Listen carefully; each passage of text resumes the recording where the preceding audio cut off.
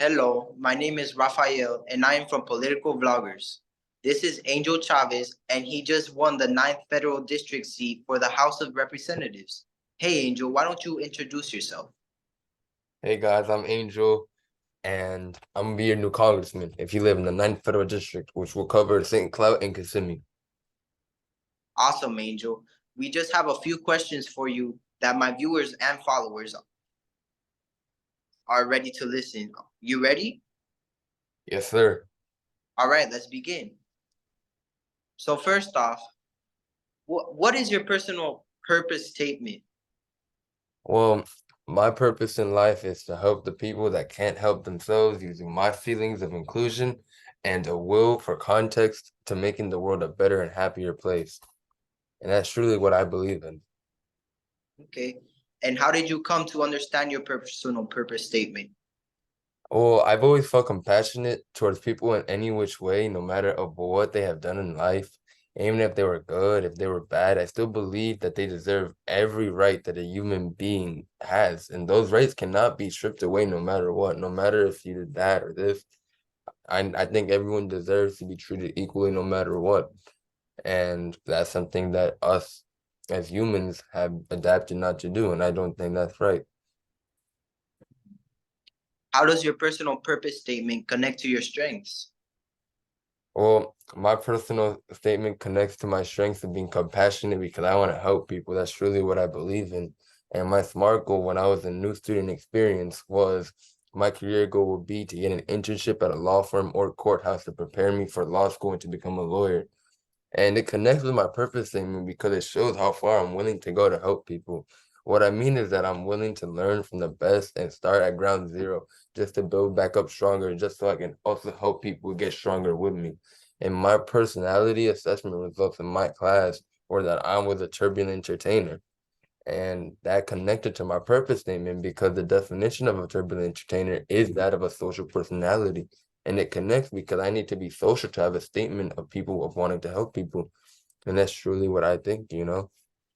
Mm. And how has your personal purpose statement informed your career goals? My purpose statement has informed my career goals since I was wanting to be a lawyer and a politician. And it's a straightforward way to help the most amount of people. With being a lawyer, although it's helping one person at a time, that person was facing their worst thing in their lives. And with being a politician, I can direct and make bills towards giving programs and money to areas that need it. Where do you currently work at? Well, as you asked in the as you saw, in the beginning of the vlog, I'm now your new congressman. But before that, I was a criminal lawyer. Mm. What was your career pathway? Well, my career was a pretty long one actually, but I'll just give you the short story, the small gist of it.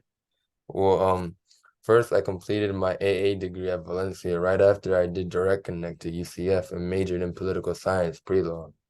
And I also got my bachelor's over there. Right after, I went to FSU to get my law degree and at the same time got accepted into an internship at my local courthouse to learn how the court system works in and out. When I left FSU and passed my bar exam, I was now a licensed lawyer. So I joined a local firm in my area. But my ambitions didn't stop there. As soon as I turned 25, I ran for the ninth federal congressional district of Florida, which is where I now reside. And I won and I cannot wait to help the people. Mm. What is the day in your life at your job?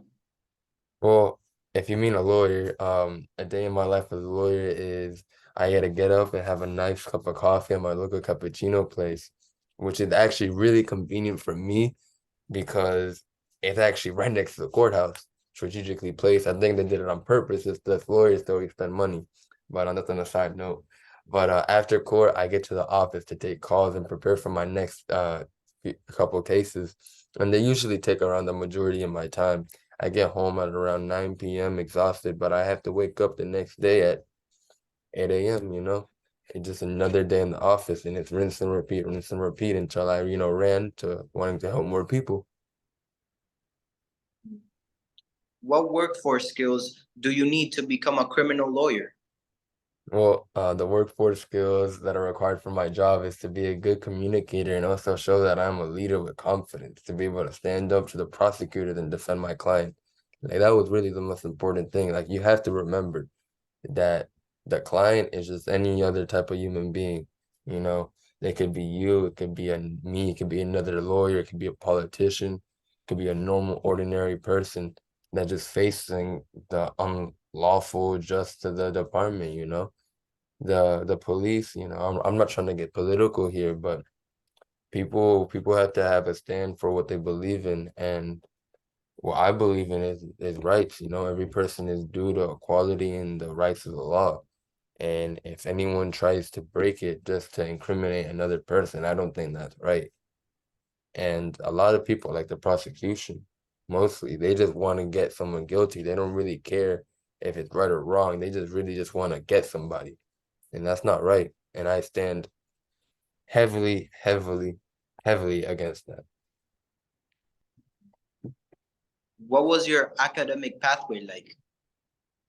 Well, I got my AA at Valencia College, and then I did direct connect to UCF, as I said earlier, where I got my bachelor's in political science pre-law. After I got my bachelor's, I went to FSU for law, and after 3 years, took the bar exam and passed, and then I became a lawyer. How does your academic programs relate to your strengths and goals? Well, my academic programs relates to my strength because since I'm compassionate, I can better understand from perspective and be able to analyze situations better for papers and essays on cases that I need to write.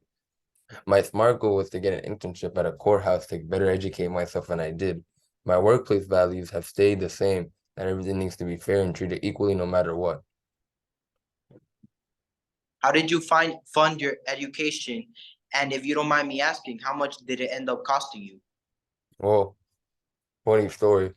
I always say my education cost me $20 because I had dual enrollment my junior and senior year of high school, and I had my associate's degree completely paid for, including all my books.